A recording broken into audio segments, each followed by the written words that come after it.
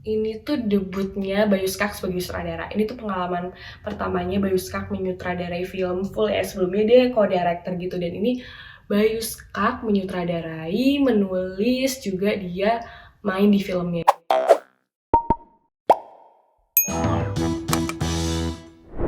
Hai kawan puan, balik lagi di konten Sinepuan. Nah, buat kamu nih yang hobi nonton atau penasaran aja nih sama film atau series yang lagi trending, sekarang kamu punya tempat yang tepat. Karena di Sinepuan kita bakal kupas tuntas semua film dan series yang pastinya seru banget.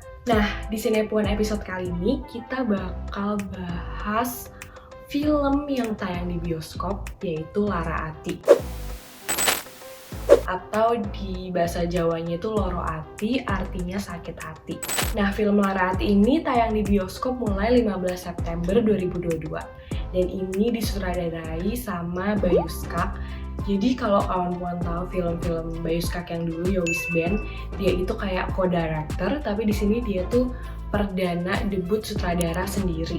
Dan film ini dibintangi oleh Bayu Skak sendiri sebagai Joko, terus ada Tatiana Safira sebagai Ayu, terus ada Sahila sebagai Farah, mantannya Joko. Jadi film ini sebenarnya ceritanya tuh sederhana, jadi tentang Joko yang baru ditinggal sama si Farah ya. Jadi Farah sama Joko tuh udah pacaran, tapi Farah ninggalin Joko tunangan sama orang lain. Terus akhirnya Joko bertemu sama Ayu secara tiba-tiba, kayak semesta mempertemukan mereka. Keduanya ini lagi sama-sama galau gitu deh sama pasangan masing-masing. Nah, akhirnya Joko sama Ayu ini yang ternyata teman lama, itu mereka mencoba menata hati mereka, memperbaiki hubungan mereka, tapi ternyata ada benih-benih asmara yang tumbuh di antara mereka gitu.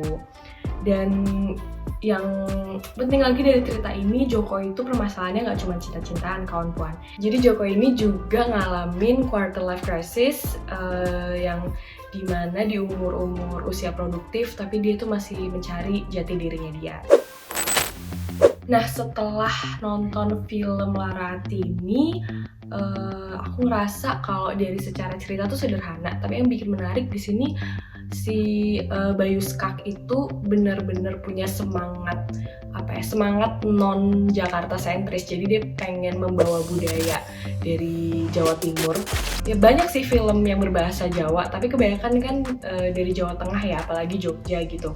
Tapi Bayu Skak di sini mau bawa budaya Jawa Timur. Terus filmnya ini semuanya berbahasa Jawa. Jadi artis-artis kayak Tatiana Safira itu dia harus belajar bahasa Jawa buat bisa main film ini. Dan di sini juga penonton dikasih tunjuk soal kayak kulineran di Surabaya, gimana anak-anak muda di Surabaya itu nongkrongnya itu di mana gitu. Jadi kayak selama ini kita cuma tahu ya Surabaya paling cuma ya itu aja, tapi di sini Bayu Skak memperkenalkan Jawa Timur itu ke penonton luas, ke publik yang selama ini mengkonsumsi film-film Jakarta sentris gitu. Yang bikin film ini juga seru itu poin plusnya adalah soal pencarian jati diri, dimana ini tuh relate banget sama ya mungkin kita-kita yang lagi di usia produktif. Kawan-kawan mungkin juga ngerasain ya kayak bekerja untuk uang atau bekerja untuk passion, belum lagi tekanan dari orang tua yang kayak si Joko ini alamin, gimana Joko ini punya passion di desain ya, di dunia seni, tapi orang tua tuh ngerasa kayak nggak ada profitnya, nggak ada masa depannya. Lagi-lagi generation gap ya antara orang tuanya Joko dan Joko, yang mungkin di masa orang tuanya ya di desain itu emang nggak ada profit, tapi mungkin Joko percaya kalau zaman sekarang tuh ya desain tuh penting banget gitu. Kalau dari visualnya sebenarnya ini tuh kayak campur sari gitu kan. Jadi tuh ada musicalnya. Jadi dari opening film ini aja itu udah udah kayak nonton film musical La La Land yang di atas jalan tol, jalan layang gitu, terus mobil pada berhenti macet, terus ada nyanyi-nyanyi. Nah itu persis banget Dan di sini si Bayu Skak juga ngisi soundtrack dan dia nyanyi juga, jadi ada musical. Komedi pasti karena Bayu Skak juga komedian kan. Terus ada visual animasi yang fantasi gitu, yang kayak superhero, itu jadi bener-bener campur sari. Nah minusnya adalah ini bikin film ini jadi nggak punya, secara visual itu nggak punya fokus. Ini kan romantis komedi, tapi banyak banget campurannya yang sebenarnya rada mengganggu. Sebenarnya nggak berpengaruh apa-apa sama plot, tapi buat mata penonton jadi membingungkan gitu. Secara cerita, plot alur cerita ini tuh sebenarnya gampang banget ditebak. Jadi selama nonton kawan-kawan pasti tahu deh ini arah jalan ceritanya kemana gitu. Gampang banget ditebak, makanya film ini tuh bukan film yang mikir banget atau film yang punya isu yang berat. Jadi ini bener-bener pure film feel good movie, film yang kawan-kawan bisa tonton buat senang-senang aja gitu, buat ringan, buat ketawa-tawa aja. Karena dari jokesnya sendiri pun lucu walaupun bahasa Jawa, walaupun ini jokes mungkin dari Jawa Timur yang kita mungkin nggak dari Jawa Timur tuh mikir nggak bisa relate, tapi ternyata tuh bisa relate juga gitu. Dan isu yang mungkin cukup berat selain pencarian jati diri yang dibawa dari film ini tuh mungkin toxic relationship ya, dimana Joko sama mantannya Farah itu relationshipnya itu benar-benar toxic. Mereka ini benar-benar cuma manfaatin, si Farah manfaatin si Joko dan nyari Joko, balik lagi ke Joko ketika tunangannya tuh bermasalah, tunangannya tuh nggak punya lagi apa yang dia mau. Jadi mereka tuh sama-sama pacaran bukan untuk apa ya, bukan untuk tumbuh bareng atau untuk saling mencintai, tapi untuk kayak benalu gitu deh, bukan numpang, kayak yaitu memanfaatkan apa yang dipunya sama pasangannya, dan itu toksik banget kawan-kawan.